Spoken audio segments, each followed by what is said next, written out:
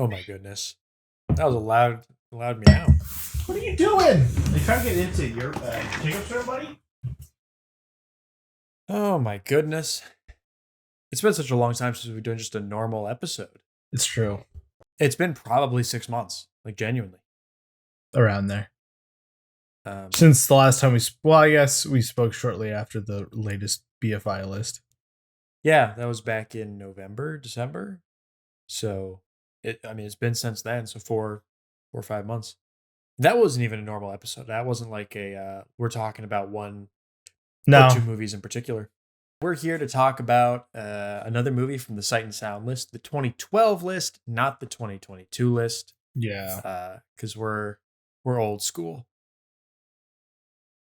We don't subscribe to new things. That's for the gotta let the 2020, gotta let the 2022 one settle. Yeah, it certainly has to settle a little bit. I still get comments on the those montage videos I did of the critics and the directors list. One. I'll get comments every once in a while like, this list sucks, or I don't understand at all why X movie is here, or whatever. Which is fine. Do they think that you each their own? Do they think that you made the list? No. It's phrased more generally. Like, anyway, a lot of people are very incredulous at opinions and lists that differ from their own. As are we. What can you do? As is everyone to a certain extent. Yeah. Anyway, so today we're going to be talking about A Journey to Italy, which is on the 2012 BFI Sight and Sound list. It's also on the 2022 list, but we'll get to that in a minute. I'm curious to hear what Chandler has been watching, and I'll also talk a little bit about what I'm watching briefly. Of late, it's hard to really summarize because typically what you watched a new 5-star movie. That's true. I did. Kind of like to hear about that one. I'm going to butcher the pronunciation. It's French, but also it's the French, so who gives a fuck? It is Latrou, French for the hole. It is a French prison break movie based on a book called, I don't remember what it's called, but it's out of print in English because I wanted to read the book. But it's a prison break movie. And what's interesting about it is that one of the stars of the movie was one of the people that actually took place in the prison break that the movie is based on. Oh, like the actual person? The actual person. He's one of the main characters. Wow. And it was directed by a French director named Jacques Becker, who also did, all these are super French, Touché pas au Grisby. Okay. Casquet d'Or. I'm really butchering these. But Latrou is a masterpiece for a number of reasons, one of which being it is the movie that A Man Escaped I was hoping would be. Because I think I've talked about it before, how I've tried A Man Escaped many times. Not my thing. But this has that same grit, that same like obsession with process and like just the stripped down aesthetic of like Bresson. It's over 2 hours long. It's got an amazing ending. It's cast like entirely with non-actors. Obviously one of which being the guy who's actually in the heist, who you can tell he's the least thespianic, if that's even a word, of the bunch. But it's still very interesting because he does bring that sort of like, because he's the guy who basically spearheads the breakout, and he's the one with the plan. So there's a inherent sense of confidence that he has in everything that he's doing. But yeah, it's just really good. It's very similar to Rafifi in that it's just like it's all in real time essentially. Obviously takes place over the course of several days, but very based. I obviously, coming from America, I cannot fathom a prison system that operates quite like the French one does. So lax. They treat their prisoners like human beings. It's odd. An alien concept to an American like myself. But very good. One of the, I don't know how many 5 stars I've logged this year, but one of the best. Also has probably one of the first like new 5 stars you've logged this year. Well, actually, no, that's not true because last week I logged Eyes Wide Shut. Oh, that's right. You have seen Yeah, some good stuff yeah, as of late. yeah. Any comments about Eyes Wide Shut? It's the best Kubrick movie. I know it's. I feel like that's an increasingly popular opinion. Eyes Wide Shut took about 25 years to build up some sort of audience, because I think it just more than a lot of his movies kind of like confused audiences when it came out. I'm obviously coming to it with having never seen it before, but I found it to be incredibly compelling, really scary, kind of menacing, foreboding in a weird way, somewhat not influential but predictive in as far as what we have recently come to know about the uber rich. um Weird examination of power and masculinity and desire. Very odd for someone like him, someone who's always been accused of being so cold and distant, making something that examines intimacy but in a very clinical way. It's odd, but very good. Tar is in it, both Lydia Tar and her creator. The double threat Tar. Double Tar. Yeah, First yeah. Tar pairing. I don't know. It always struck me as very interesting that it was got mixed reviews upon release. It always struck me as a good movie. And, you know, your reaction to it might vary because it is a very, I don't know, it's not everyone's cup of tea, but I feel like that's different than saying it's a bad movie. I'm not, it's Kubrick. I'm not sure how you could look at Eyes Wide Shut and call it a bad movie, but then again, I wasn't around in the 90s when it originally came out. And I'm sure there's some movies today that we've given mixed reviews to that we might look back upon more fondly. But it's a very good movie. I need to rewatch it.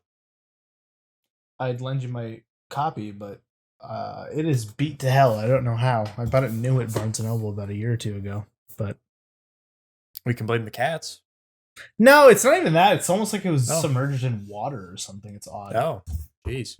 Yeah, it's weird. I don't know if I'm misremembering. I think I have a copy, or maybe it's one of those movies that has just been hanging out in my Amazon cart, my save for later for years. I don't know. I'm curious if they have any deluxe releases of it. I just accidentally Googled Eyes Wide Shit. Completely different thing. I wonder if there's probably a 4K release. They've been doing a lot of those recently of Kubrick films. At least I would hope there's one. Doesn't look like it.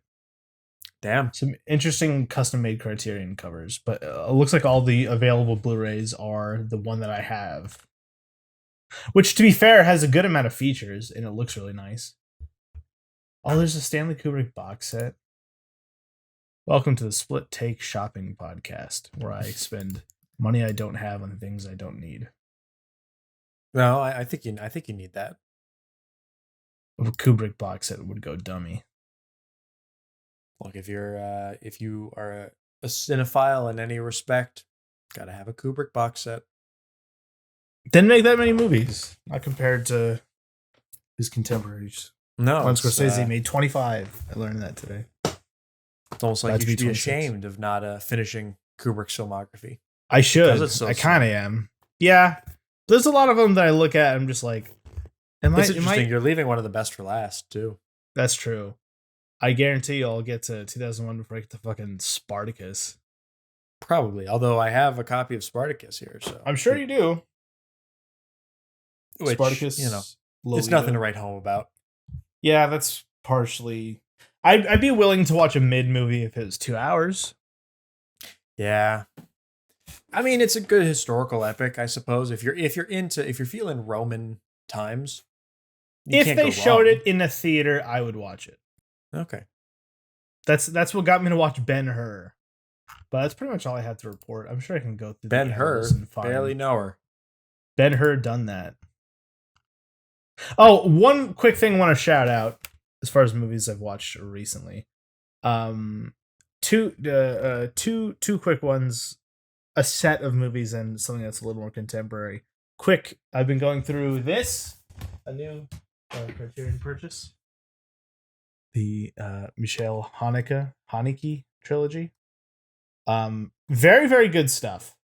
The first one on here, for those who don't know, it's like an unofficial trilogy of his first 3 movies: The Seventh Continent, Benny's Video, and 71 Fragments of a Chronology of Chance. I've seen the first 2 so far. I might watch the third one tonight. The Seventh Continent might be in his upper tier of movies. Might be a 5-star, secret 5-star. Good stuff. He's one of those directors that knew exactly what he was about from his first movie, and he only got better. And I also want a quick shout out to a movie that is likely already gone from every theater in America, but it was Kelly Reichardt's Showing Up. We've discussed some Kelly Reichardt movies on here before, and I love our episode on First Cow. First Cow. Did we? I don't think we did anything else. Yeah, that's it. Yeah. Kelly Reichardt is a filmmaker I very much respect, but her movies to me are always like one of those kinds of movies that when I watch them, I'm like, this is good. I'm really bored though. And when they're done, I think I'm glad I watched that, but it was boring. Her new one, Showing Up, starring Michelle Williams, I saw it in a theater. And I feel like the Kelly Reichardt experience is best experience in a theater because you cannot escape. You're submerged in this world and all the sights and sounds of it. And when you're sort of like locked in and you can better get on the movie's wavelength, it is a very good movie. So if I think it's gonna be my mission from from now on, anytime there's a Kelly Reichardt movie being shown in a theater, I'm gonna go see it because maybe my opinions will change. The only one I think I'll still hate is Meek's Cutoff, but I'd still see it again. Well, I like Meek's Cutoff, but I unfortunately missed Showing Up in a theater. I was going to go see it and just wasn't. So you didn't show up? I didn't. No. Cool. So what I have been watching, the Criterion flash sale happened last month, which was March. And in that sale, I got a few things. But one of the things I got was the Zatoichi Criterion box set, Zatoichi the Blind Swordsman, which has 25 movies. These are a series of Japanese samurai films, all starring the same actor. What's his name? God. How do you not know? How many movies later? Katsu. I know Katsu is there's something is his last name. Shintaro Katsu. That's it. And he plays a blind swordsman, and this is obviously something that's been referenced recently in John Wick 4, which is great. It's a movie I love. I give it my endorsement. That's all I'll say. But in that movie, there is a blind assassin who is very much a reference to Zatoichi. I'm not really sure I could say it's a very influential series, but it is a very well-known series, a long-running series. You could say it's influential. I mean, if John Wick copied it, that's the definition of influence. I guess so. I'd be more likely to say that it was influenced more than it has influenced. In fact, I have noticed quite a few direct and obvious references to Akira Kurosawa films, which is, hey, if you're going to reference something, reference Akira Kurosawa. But yeah, I got that last month, and I decided April is going to be Zatoichi April. And I have been making my way through the box set, and my goal is to watch all 25 films in the month. I'm on track to make that target. I have 5 left. And what is this? This is April 25th. We're good. We're definitely good. So I'm on. The last one I watched was Zatoichi meets Yojimbo. So obviously Yojimbo is a reference to the Akira Kurosawa film. And Toshiro Mifune reprises his role, sort of, kind of. It's not really the same character, but it's definitely referencing that character. So it's kind of a choose your own adventure. He's but isn't the character of Yojimbo that Yojimbo's not his name? Is it? Right. No, not really. Yojimbo means bodyguard. Yeah. Right. Because in the second film, he gives Sanjuro is his name in the second film, which is why it's called that. Yeah. But that's the one I was probably most looking forward to, obviously, just because it has Toshiro Mifune, probably the biggest star to appear although a lot of other big name actors from other Japanese films appear throughout the series. It's a long running series. It's kind of like the 26 movies over the course of 27 years, so almost a movie a year. First one is 62, the last one's 89, which is crazy to think about.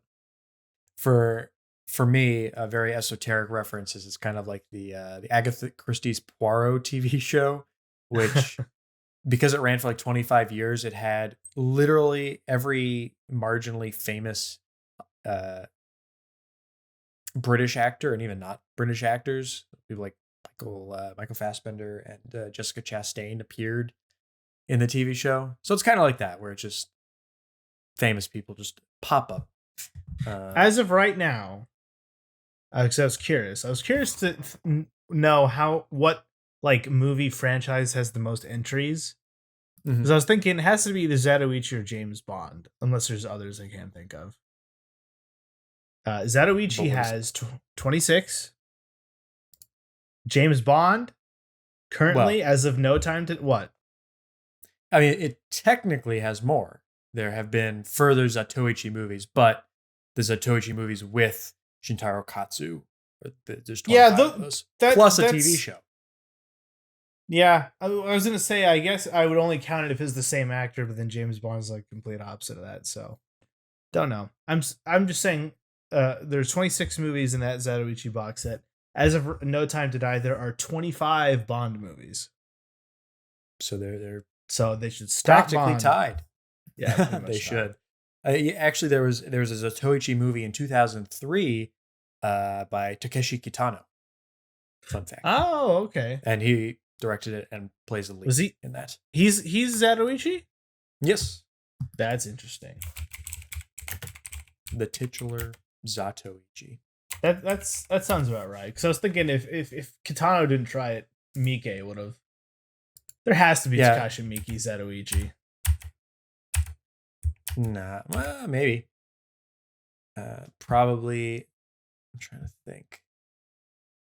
No, he just did Yakuza. I think the other really famous Japanese actress you might recognize is Takeshi Shimura is in one of them. He's the lead in Ikiru, and he's in Seven Samurai. So, yeah. Prolific Japanese actor. Yes. Old Japanese man. Anyway, the box Hold on. set. I just have to go on this quick tangent, real quick. Yes. There is a Takashi Miike Zatoichi movie. There is? There is. Goodness. I didn't know that. But here's the catch. It's called Zatoichi Live. It is a filmed stage production of Zatoichi, a play co-written by Takashi Miike and Masa Nakamura, based on the character created by Kan Shimazawa. So it's a filmed Zatoichi theatrical production based on a script that Takashi Miike wrote, and it's 3 hours long. But granted, it is a play, so plays are just longer in general. But for people who are wondering, I'm half right, half wrong. Yeah. He's done it all. So, I mean, right out of the way, the box set is amazing. It's something I've wanted to get for a long time, just because of the artwork and everything. And I don't know why. I think there was some false rumor going around that it might go out of print. It didn't. It doesn't look like it's going to anytime soon. But this was like a few years back, and I've always been like on the edge. I was like, I need to get this. So I'm very happy I finally got it. And the only thing I can really say about the series is that it all kind of like runs together after a certain point. Very few of them like really stick out in my mind. A few of them do, obviously the better ones, but for the most part, they are all very like stylistically, narratively very similar, and the quality is pretty much the same. They're all pretty good. They all are. They work as movies. Like none of them are bad so far, which is pretty good. How as far as a series to Battles That Honor Humanity? I'm curious. There's definitely more difference between them than that. Okay. These have like actual different plots, different characters and settings and everything, and they try for different things. Not saying that Battles Without Honor and Humanity doesn't do that, but it is very much like scene by scene. Battles Without Honor and Humanity is kind of indistinguishable after a certain point. But Zatoichi is definitely like, I don't want to make it seem like they're all the same, but it's just after a while because there's so many of them. Especially in such a short amount of time. Yeah, it's more like a TV show almost with just feature length installments. It is, the other really nice thing is that they are all, pretty much all of them are sub 90 minutes. Nice. Makes it easy viewing. Yeah. Efficient. Mm-hmm.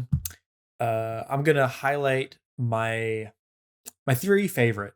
The first is going to be Zatoichi and the Chest of Gold, which is number 6 in the franchise.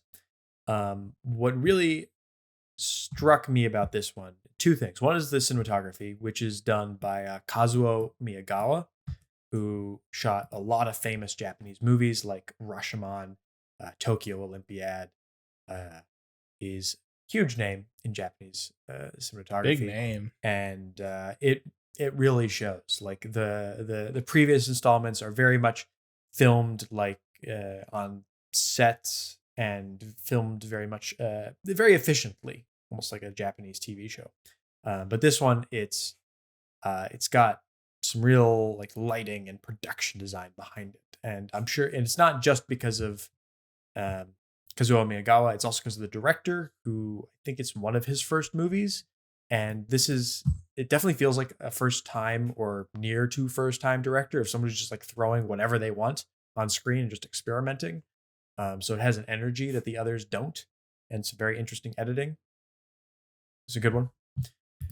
I believe this is also the one where it ends with Zatoichi fights a man with a whip, and it is and that man, it's pretty epic. Indiana Jones. Zatoichi meets Indiana Jones. That would be kind of cool. Be sick. It'd be kind of cool. Yeah, that would be kind of cool. Zatoichi's Revenge is the 10th film in the series. It is, I'm pretty sure, just the best one in the series. It's just a pretty good movie. Narratively, I'm not sure it's the best shot or anything like that, but just it's one of the few that like had me like absolutely glued to the screen. Others, I'm like, okay, well, watching another one, but this one was like, I am here for the ride of Zatoichi, and enjoyed it quite a bit. And then the last one I'll make a brief mention of is, I could make mention of a lot of them, but I'm going to do The Adventures of Zatoichi, which was a surprise. There's pretty much a formula where it's like Zatoichi goes to a town, someone's being oppressed by the Yakuza, and he fights them, and that's the end. And there's a few of these that break the pattern, break the mold, and do something radically different. Like they start radically different, but they end up going exactly into that formula later on into the movie. But it makes for a unique experience. And The Adventures of Zatoichi is kind of fun because it starts off with just like a bunch of random scenes of Zatoichi just meeting one person, then another group of people, and it's a bunch of different things, and they all kind of like come together in an interesting, convoluted way, if I'm being honest. But it was different. It stuck out from the rest of them, which is pretty good. Overall, I'd recommend them. If you like samurai films, it's just a great series. A lot of fun. The next on the list then is Lone Wolf and Cub.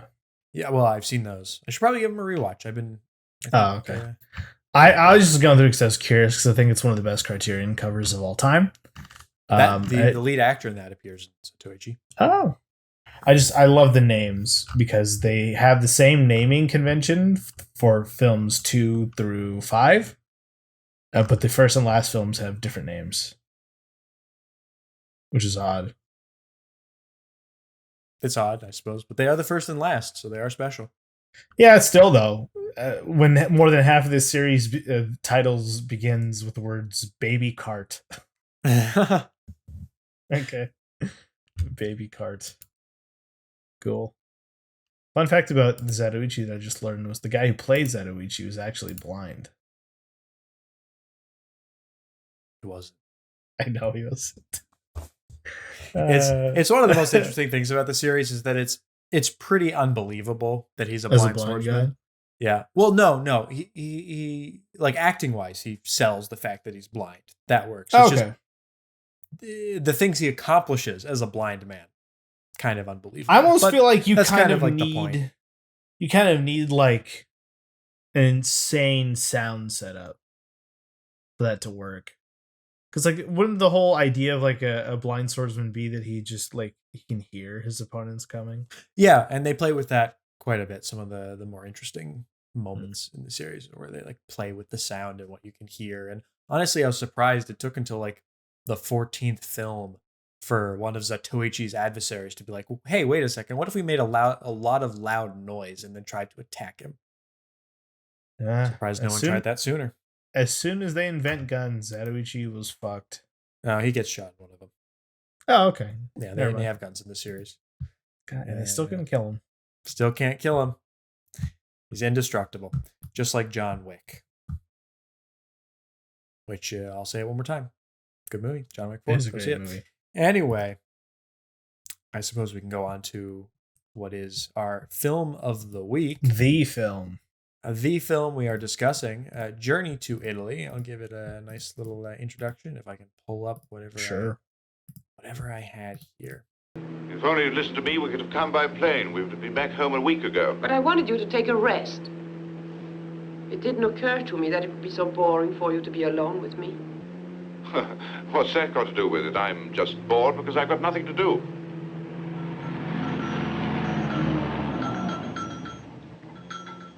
This is the first time that we've been really alone ever since we married. All right, so Journey to Italy is a 1954 Italian film directed by Roberto Rossellini, who also directed Rome, Open City, Germany Year Zero, Stromboli, Europa 51. Journey to Italy is starring Ingrid Bergman and George Saunders. Ingrid Bergman, of course, was married to Roberto Rossellini. And the movie is about the two of them going to Italy to sell off a relative's home that was left to them in his will. And it's about the marital struggles that they have while they are on vacation in Italy. I've seen this movie before. This is the first time Chandler has seen this. I didn't even hear this movie until the day before we watched it. First time you've seen a Rossellini film, too. Yeah. Also a guy who was not on my radar, mostly because he was Italian. Yeah. Kind of. And as we've established, Chandler hates the Italians. Except for a handful. There's a few good Italian movies. So on the 2012 list, it's number 41 on the critics poll and number 67 on the directors poll. Interesting. And then on the 2022 list, it does not appear on the directors list, but it is on the critics list at number 72. I would have figured this is more of a critics movie. I don't recognize any of the critics, but however, the directors, some interesting big names voted for it in the 2022 list, including Joanna Hogue, Tilda Swinton, and Luca Guadagnino. Okay. Joanna Hogue from the Souvenir, right? Yes. Okay. Well, I definitely believe Guadagnino. Not only because of the Italian connection, but because of this. I don't know. I feel like it's very much an Italian neorealist thing to like be sort of obsessed with the place, the sort of like ghostly atmosphere of post-war Italy, which I get as like the whole basis of the movement was capturing that period in time. But this one in particular, it's like a lot of the basic premise of the movie is it's about a husband and wife who live in England who venture to Italy to sell the estate of the husband's recently deceased uncle, who had a villa in Naples. Yep. Napoli. In Naples. Napoli, yeah. Well, Napoli. Naples. The same thing? Yeah, it's the same thing. Oh, okay. Well, they went to Napoli. We'll say Napoli. And it's clear from the get-go that their marriage is not in a good spot. So it is essentially a divorce movie. This is truly divorce Italian style. This is very much an English divorce. I was joking. It is interesting, however, it's an English film by an Italian director. Yes, and I think what makes this movie really interesting is the painfully British dynamic between they're not as like grotesquely British as like 80s Mike Leigh protagonists, but they have that British sensibility where they are very passive aggressive, very much leaving conflict unfaced. They're kind of like just picking at each other with the just it, you know. Shall we have something to drink? Yes, but not here. Let's go down to the bar. At least there'll be some other people around. Why? Would it be so terribly boring if we were to remain alone? No, I was thinking of you. I don't think you're very happy when we're alone. But you have that very English sensibility in the backdrop of in a very obviously Italian place where everyone around them seems much more lively, I guess, more open than they are, which I think creates an interesting contrast, cultural contrast. It's don't let the list of directors who voted for this film fool you. It's a very influential movie. It's inspired everything from the French New Wave, all those directors, especially Godard, big fan of this. Martin Scorsese is a huge fan. Goes without saying, it's Italian. Antonioni inspired from that. And is there any record of Cassavetes liking this? Because this feels like a movie he'd love. I don't know. It feels very much like in my research, I didn't see Cassavetes, but I could easily see. Like I didn't find anywhere it said specifically that Antonioni was a fan. I just know that. I just need that to be true. Like that just makes sense. There's a lot of was the one we talked about L'Avventura in this one. No, we didn't talk about L'Avventura. We talked about Les Clis, but L'Avventura definitely has a lot in common with this film. Yeah, but also like the use of setting and symbolic settings to influence and show the inner thoughts of the character. Yeah, it's very subtle with it too. I don't know. I'd be curious to hear what your interpretation of this is, because for me, what it was so much of this movie is about Ingrid Bergman visiting these historic landmarks of Italy. And I don't know if what the intent was or specifically why it was there, but to me, it just evoked this feeling of like her going to see the statues and the volcanoes and this sort of like feeling of it's almost a nihilistic feeling that their little marriage quabble in the grand scheme of like history means nothing. So maybe it like emphasizes that their little relationship is sort of like it's like the volcanoes or like art where it's constantly shifting and it's doomed to be ancient history. I don't know. That was like what I got out of it. But it's very, I don't know. It's very much like a cut and dry marital drama, but it has this like spiritual quality to it that I wasn't expecting. It's interesting how, on one hand, English it is. Obviously, Ingrid Bergman isn't English, but George Saunders is very British. He's very kind of stoic and doesn't express much. And I feel like the dynamic between the two of them is very British. However, the film itself, the film surrounding them, is very Italian. It is a movie that is very much influenced by the setting. This is like when you think about movies that take place someplace that influence the narrative very heavily. This is a movie that obviously couldn't take place anywhere else than Italy, and pretty specifically in Naples. Obviously, you have the symbolism of Vesuvius and Pompeii and the catacombs and everything that they go, and Capri, the island off of the shore, that kind of physical separation between the two of them that provides. Lots of symbolism in the movie. And that's really like I think what threw me off the first time I watched it, because I've seen it 3 times now. The first time I watched it, I was like, it's kind of boring and old fashioned.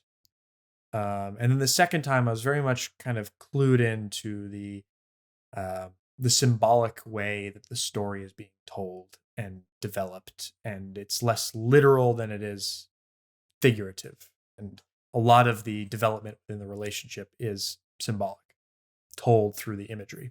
So you've seen it 3 times. Now it's 3 times, yeah. Now it's 3 times. It's an easy movie to watch 3 times, given that it's 85, 6 minutes. It's less than that because there's a fucking documentary at the beginning on how they restored the pictures. We'll call it an even 80 minutes. Yeah. Well, yeah. Well, it's short. It feels longer, but in a good way, I feel. Yeah, I'm curious what you thought, given it was your first time. I mean, I liked it. I'm glad we didn't record right after we watched it because it's a grower. You know, you need time to sit with it. It's not exactly. It's in like that weird middle ground because it's not like a full on Antonioni where I don't know the fuck I watched until like a week after. Because even your first viewing, you can take away just a pretty straightforward marital drama. I guess I'm more so. I understand how a lot of the stuff that seems indirect in relation to the story influences it on a narrative or a thematic level. Maybe I'm not sure exactly still what happened on a straight story plot level, specifically the ending, which spoilers, at the very end they've agreed to, well, the husband has agreed to divorce the wife up until the very end, where something happens where he changes his mind. She briefly gets swept up in some sort of Italian pride parade. Still don't know what the fuck they were doing. They were just proud of being Italian, just marching the streets, swarming for no reason. And Ingrid Bergman gets swept up in this thing. There's a moment of panic on her husband's face, and they reconcile and agree to not get divorced. I don't know exactly what spurned that. Maybe just that he realized that brief panic he felt was reflective of some deeper affection he was trying to hide. Maybe they were finally being honest with each other. I don't necessarily know how that moment necessarily influenced that decision, but it all makes sense by the end. It definitely feels like for an 80-minute movie, it feels appropriate to have kind of an abrupt ending. If it was longer, Yeah. I'd probably take more issue with how abrupt that is, because it certainly is. And I almost want to say it feels miraculous at the end, because I think that's the word that Rossellini might want us to go for, because I think that procession is a procession for. Is it a dead guy? No. There was a funeral earlier. I think this was for Yeah. the Virgin Mary, which is obviously about miracles and all that.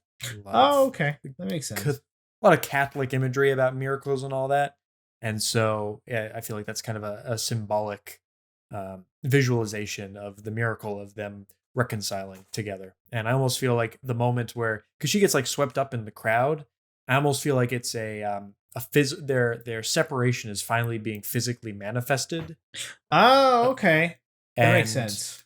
now that's because it feels more real, that might be the impetus for him kind of going after her. And now that it's real, they realize maybe they don't want this. That makes sense. I mean, but again, like even disregarding all of that, the more subtle thematic stuff going on there, it's a very deceptively funny movie. Just because I find that sort of fish out of water tourism story funny, so much funnier when it's a British guy. So much funnier, because if you look at the entirety of Europe, like British people are like the Floridians of Europe. They're comparatively uncultured. I'm sure they seem cultured compared to a lot of parts of America, but like they're almost like the unspoken laughing stock of the. That's why they left. That's why they left the EU. Yeah. So just seeing them just like look like complete fucking aliens in this environment. I love the interaction. It's just a fun little scene where the husband is trying to get water from the Italian maids or whatever. Mm-hmm. It's just a fun little scene. I just like seeing them in that environment. But still, it's like it has that, but also has the deeper story, told with the right amount of subtlety where it's not annoying. Yeah. Something about that scene is I very much felt like there's a connection between Lost in Translation, and perhaps Sofia Coppola was inspired a bit by this film with that. I also feel like narratively they're kind of similar, with like this kind of cathartic moment of two characters coming together at the very end, realizing their affection for each other. But beyond that, it is interesting that, these two people, like at the very beginning of the movie, they both realize that they have never been alone together in their entire relationship, that their relationship is essentially has just been either like work or entertaining friends, and there's always been stuff going on in their lives to distract them from being one-on-one with each other and actually like seeing the other person. I feel like there's part of that's kind of like very I'm gonna use the word old-fashioned again. It was like that's a very like that's the kind of marriage that you would have previously, where like it's only like 1 or 2 generations removed from an arranged marriage, like sort of like business, financial, transactional marriage. Yeah. And it works because you don't spend too much time with the other person. You have other people to kind of manage that relationship along with you. But now that they're now that they're alone, it's interesting that they're not actually alone, because they're constantly surrounded by Italians in the movie. So they're like, on one hand, they're not alone, but they are alone because they can't communicate in the same way with the Italian people who don't speak English. And the Italians that do, like the various tour guides, are very funny the way that they give the little tours. Some of them, are they even Italian? That guy who's taken Ingrid Bergman through those statues, he sounded German. I don't know. I'm no expert on the Italians.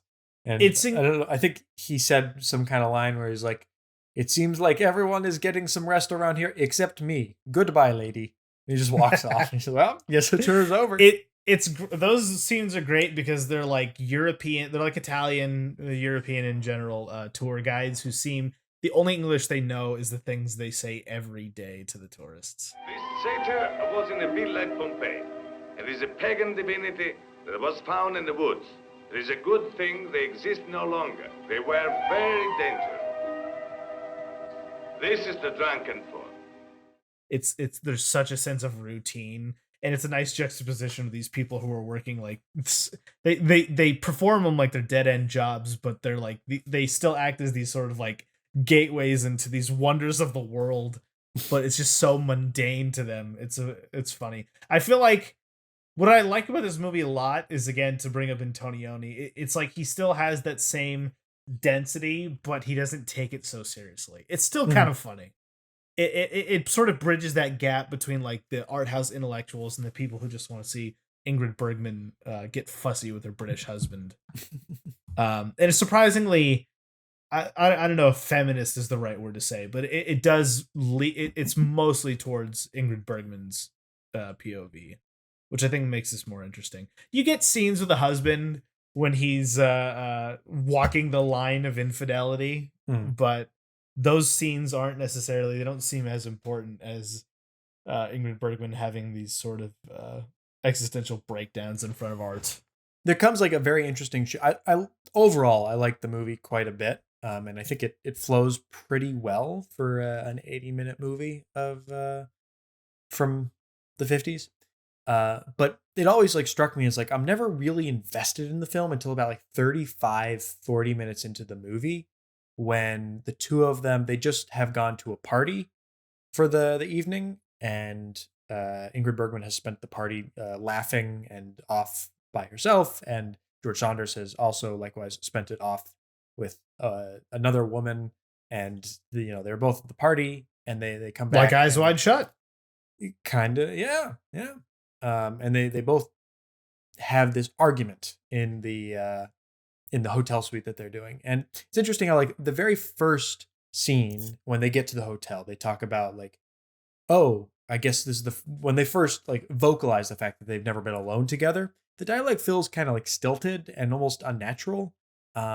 I want to say, I almost want to find fault with that, but I also want to say that that's kind of the point, that they don't feel around each other. Yeah.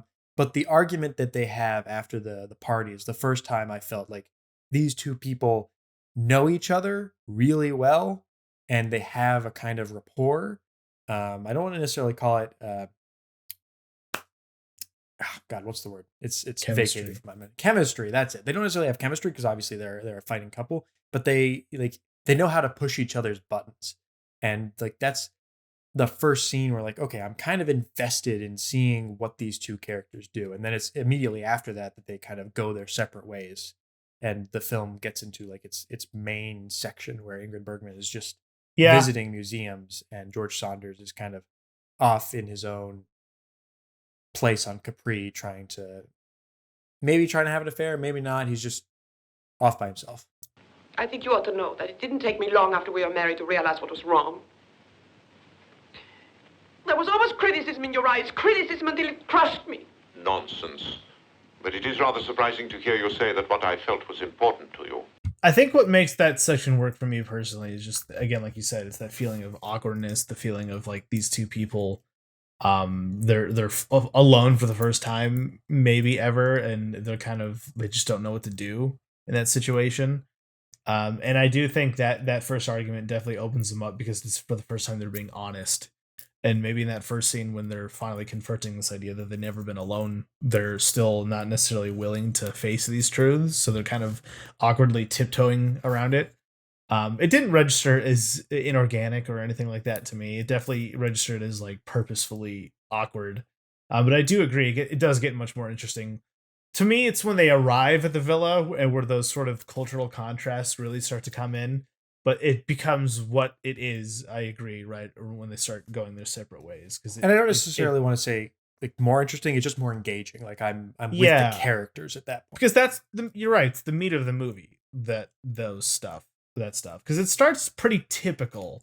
I do appreciate the older cinematic way of just getting straight to it. Yeah, because if they made this today, it would have begun in England as they're packing for their trip. They would have a kerfuffle in the taxi. There's one. So my one and only real gripe with the film, I think it's a pretty great movie. It's the scene when they first arrive at the villa, and they essentially go on a tour of the villa, and I don't really know the point of spending so much time on the villa. Like I haven't yet found any like real symbolism that lends itself to making that sequence more interesting. It just seems like, oh, here's one room, here's another room. And like it fits within the motif of the movie of like exploring architecture and place and setting being important. But it just seems like it kind of drags for a moment.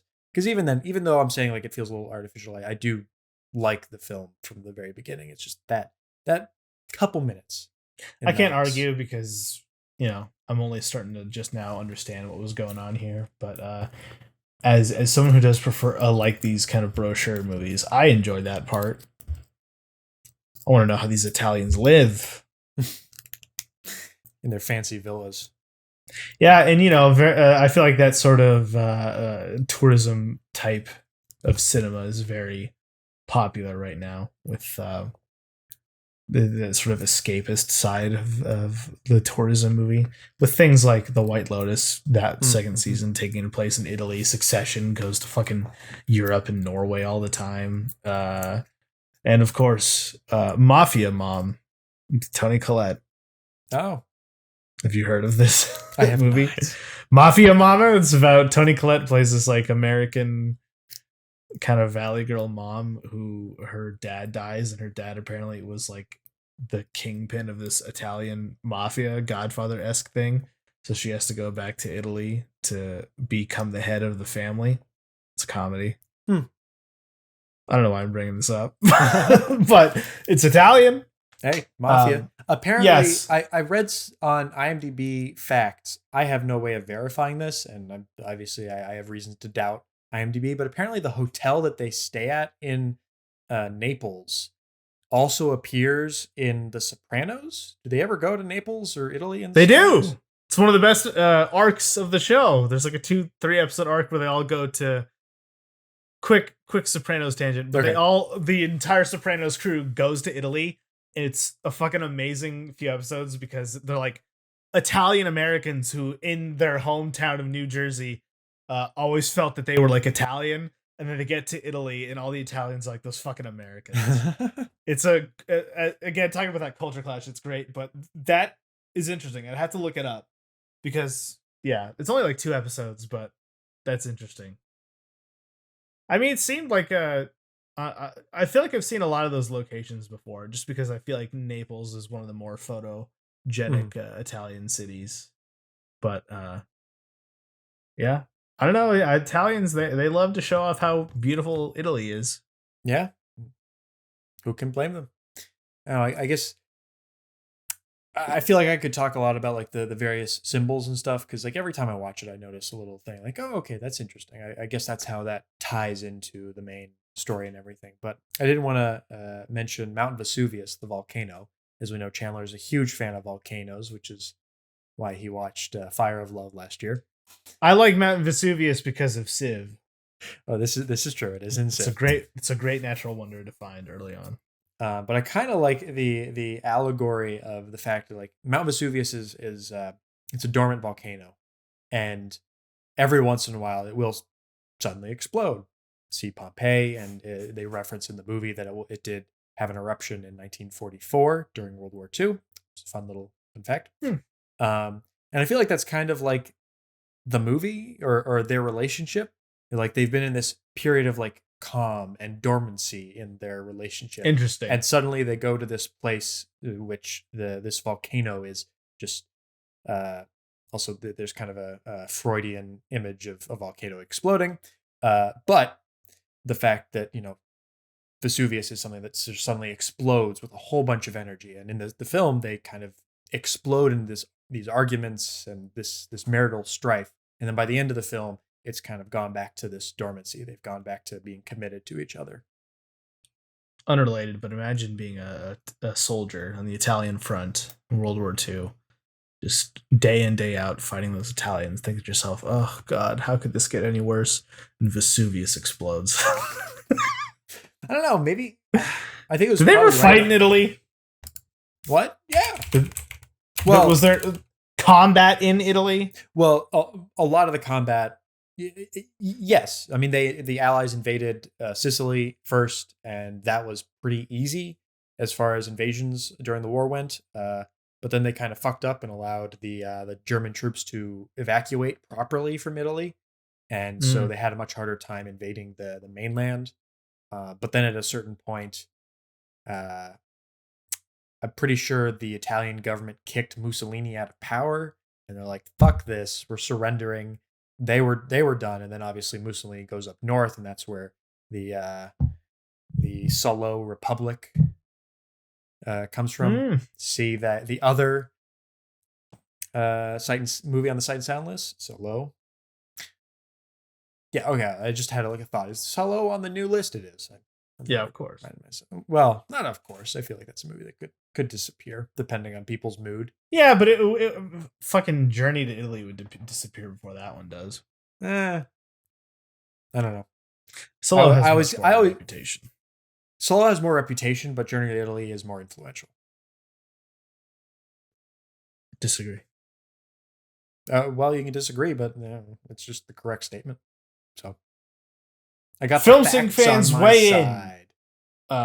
Vote in the poll down below. All of you who have seen, you can only vote if you've seen Solo and Journey to Italy. We'll be I want verified. the letterboxd receipts that you've seen both movies.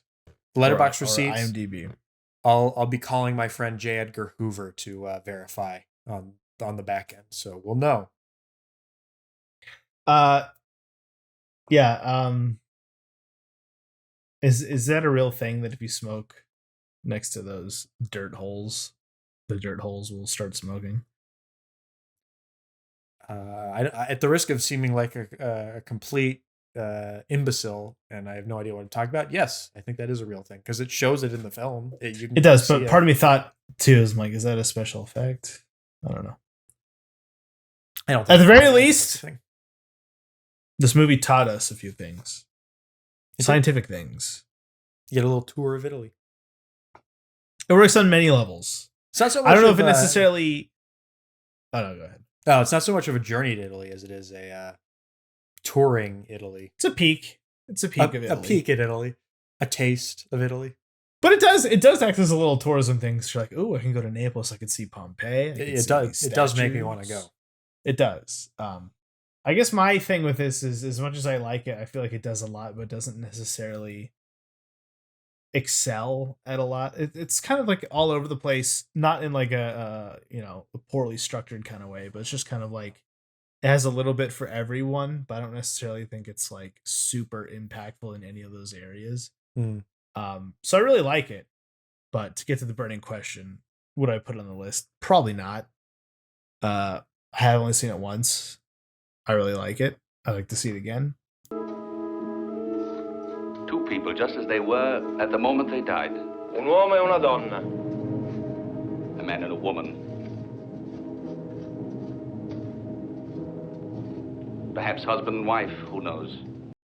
This is going to be like a solid maybe for me, leaning towards Okay. yes.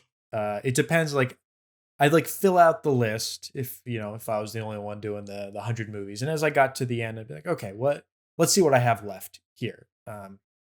Because I'm trying to like think of like compare it to things like Earrings of Madame Day or Le Samurai, films that like I think I said yes to originally. Like, do they deserve to be on like a list like this more than that? And I don't know. I'm definitely more familiar with like the impact of Journey to Italy, and I just gonna remind you that Martin Scorsese loves the movie, as he does all He Italian loves films. every movie. This is true. This is true. I don't know He if is I've wonderful. ever seen him say this movie sucks. Yeah, That's what I love about him. But I will say that Rossellini is he's a major director, and of what I've seen of his, this is the only one I really consider putting on this list. So for the sake of representation of Rossellini, I would say yes. You're saying not even his smash hit 1952 film titled The Machine That Kills Bad People? Oh my god. I love Italian titles for movies, especially when they're in English. The Machine That Kills Bad People. There's a film called The Chicken. I guess it's a short film. Another Italian. This might be my hot take. It's another Naples movie, Hands Over the City from 1963 by Francisco Rossi. I think I like that film more than this in terms of like Naples on film. It's a very based, almost socialist movie about corruption in post-war Italy and the rebuilding of Naples. They have one of my favorite shots that was very particular to the 60s, which is government official, maybe. Yeah, government official. Set against a hand-drawn map of the city. It's a good shot. It's a recipe for good cinema right there. It is. Completely unrelated, but I still have the True pulled up from when I was talking about it. Did you know that it's in the Letterboxd Top 250? No. Would you care to guess around where it's at? 173. 63. 63? Really? Between Old Boy and Eternity and a Day. 2 spaces above Rear Window. Wow. So that is Journey to Italy. I would highly recommend watching it. It's an easy, breezy watch for breezy 85 minutes. Ingrid learn Bergman, a bit. Great actress. You can never go wrong. Yeah. What's the British guy's name again? He's good too. George Saunders. I thought for the longest time. Eve. Oh, okay. I thought for the longest time it was the guy from. Oh, that reminds me. Yes. This film very much seems like Italian Brief Encounter. That's what I was thinking, is that he looked like the guy from Brief Encounter. Yeah. Yeah, I could see that. And instead of in that film, instead of an affair, the affair in this film is with Italy. True. I had to look it up because I was curious what else George Saunders is in. And just looking through his letterbox, he's in All About Eve, Rebecca, Journey to Italy, Village of the Damned. But the number one listing is the 2022 film Blonde. So I'm assuming there's archival footage or something. Because he's been dead for 50 years. It was interesting. There's a another little bit of trivia. George Saunders spoke kind of negatively about Roberto Rossellini, whom he characterized as being more interested in scuba diving than in filmmaking. which is very funny. That is kind of funny. Roberto Rossellini almost feels like the fucking Dane Cook of Italy for a period there. We're back on a roll with Split Take. Back on our bullshit. Let's just decide on air right now, so we'll be held accountable what the next movie will be. All right. Yeah, I'll give you a choice between two. Viridiana, which is Buñuel, and Once Upon a Time in the West, which Sergio Leone. Oh, man. I look up Viridiana. That's another one I haven't heard of. It's shorter. Oh, 90 minutes. I do like Buñuel. Fuck it. Once Upon a Time in the West. Okay. We probably won't get to that for a little bit because you'll be leaving town and then. Yeah, but I can come back and watch it. I've been meaning to watch it again forever. Because spoiler alert, didn't really like it the first time. But oh my goodness. And with that, we're going to end before Chandler says any more cringe. Thank you for watching. Give it a like, comment, subscribe if you like all that. Check out our other reviews and things. Check out our review of First Cow. What? Kelly Reichardt. Why First Cow? Because we mentioned Kelly Reichardt. Yes, we earlier did in the mention. Yeah, episode. it's a good movie. It's a good movie. We haven't talked about any other Roberto Rossellini. Oh, well, I suppose we could say Lea Cleese. There's another Italian film. You could check out our review of Lea Cleese. True. Blow Up. Blow Still Up. one of my favorites. Yeah. Good, the Bad, the Ugly. Kind of counts. Not really. Kind of. Anyway, that's all, folks.